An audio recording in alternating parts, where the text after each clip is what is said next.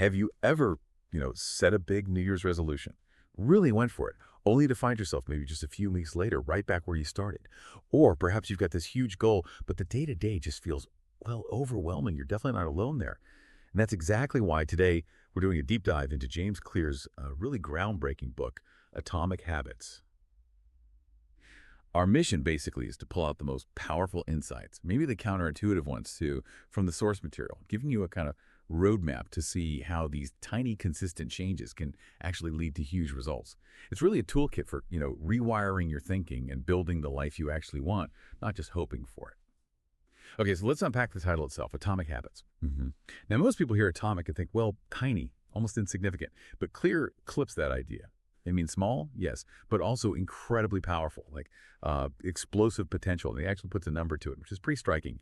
Just improving by 1% every single day leads to getting, wait for it, 37 times better over a year. Just pause and think about that for a second. What area of your life, if you improved it just that tiny bit daily, would look 37 times better a year from now? Yeah, and what's so insightful about that 1% rule, I think, is how it cuts right through our, our impatience, our desire for instant results. We're sort of wired to look for the big leaps, right? The overnight success. But Clear shows us that real lasting transformation. It's often invisible at the start. It's the compounding effect. These tiny, tiny shifts adding up over time until, boom, something profound happens.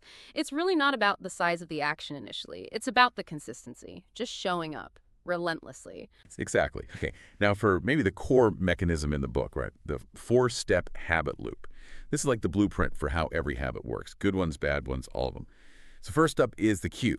That's the trigger, something in your environment. Then comes the craving, that feeling, that desire for a change in state. After that is the response, which is, the actual habit you perform. And finally, the reward, the satisfaction you get, the reason your brain says, hey, let's do that again. It's this cycle just running constantly in the background, like your phone buzzes. That's the cue. The craving is wanting to know who it is or what the notification says. The response, picking up the phone.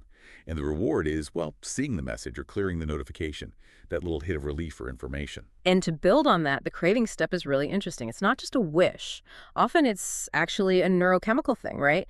Your brain anticipating the reward, releasing dopamine, understanding that, the brain chemistry part, helps you see how you can kind of hack your own system. The real power here, I think, is realizing that if you can break down your own habits into these 4 steps, you suddenly get this incredible leverage. You know exactly where to step in to either build up a good habit or take apart a bad one. Right, makes sense. So if that's the how of habits, the mechanics, the big question is, how do we actually design them? How do we make them work for us? And that's where Clear gives us his, well, frankly, ingenious 4 laws of behavior change. He just boils it right down. For good habits, you need to make them obvious, attractive, easy, and satisfying. And to break bad habits, you just flip it. Make them invisible, unattractive, difficult, and unsatisfying. It sounds simple, but it's actually a really complete system for habit design. Exactly. They're not just random tips. It's a framework. And it works with our psychology, Instead of just relying on brute willpower, which, let's face it, often fails. So, for example, make it obvious for, say, a morning run. That might just be putting your running shoes right by the bed. Make it attractive. Maybe you only listen to your absolute favorite podcast while you're running. Tie it to something you enjoy. Make it easy. This is key. Maybe start by running for just 5 minutes. Lower the barrier so much it's almost impossible not to do it, and make it satisfying. Maybe that's tracking your run on an app and seeing the progress, or having a specific healthy smoothie right after. These laws just give you a really practical checklist, how to engineer your environment, basically, to support what you want to do. Okay, now, here's a part of the book that really made me stop and think. It's genuinely eye-opening, maybe even a bit challenging at first. It's this whole idea of focusing on systems over goals.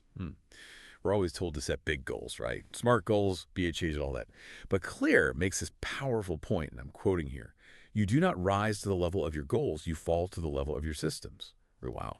That really forces you to shift your focus from that distant finish line to your actual daily routines, your processes, what you do day in, day out. It really does. And, an important question might come up here. If you're someone who's always set goals, does this mean goals are useless? And the answer is no, not at all.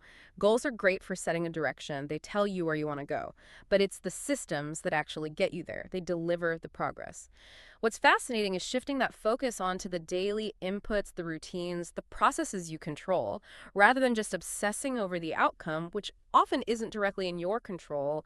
It's a much more sustainable way to achieve things, I think. It challenges that standard goal setting advice because it emphasizes the continuous effort, the small wins that actually drive the big results. Goals are like setting the target. Systems are playing the game every day. Yeah, playing the game every day. I like that. And maybe the most powerful way, Clear suggests changing habits goes even deeper than actions or systems. It's about identity-based habits. This is huge. Yeah. It's not just about changing what you do. It's about fundamentally shifting who you believe you are. He uses that great example. Instead of saying, I want to run, you start telling yourself, I'm a runner. Oh, it seems like such a small wording change, but it reframes everything internally. It does. And, this raises a potential challenge, right? What if you don't feel like that person yet? If you want to be a writer but haven't written much, saying, I am a writer might feel inauthentic at first. And yeah, it can require a bit of a leap of faith. You have to act as if initially. But the reason it's so powerful is that changing your identity leads to much deeper, more lasting change than just changing actions. It aligns your behavior with your self-image. If you truly see yourself as a runner, well, running isn't a chore anymore. It's just what runners do. It becomes a natural expression of who you are, creates that internal consistency.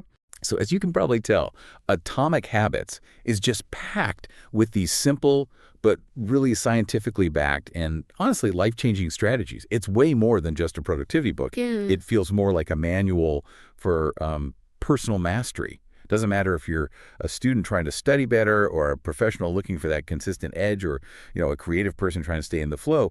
The insights in here, they're pretty universal. They're transformative. Absolutely. And if we connect this back to the bigger picture, the book isn't just about these tiny habits in isolation. It really does feel like, as you said, a manual for building the life you want. It gives you the tools to essentially rewire your brain and your environment for, well, sustainable success. It's about designing things so good habits feel almost automatic and bad habits just become harder and harder to do. Right. So as we wrap up this deep dive and you head back into your day, here's something to maybe chew on, a final provocative thought inspired by Clear. What is one small, truly atomic change you could start today? Something that, if you just did it consistently day after day, could genuinely lead to that 37 times growth in one area of your life by this time next year. What would that be for you?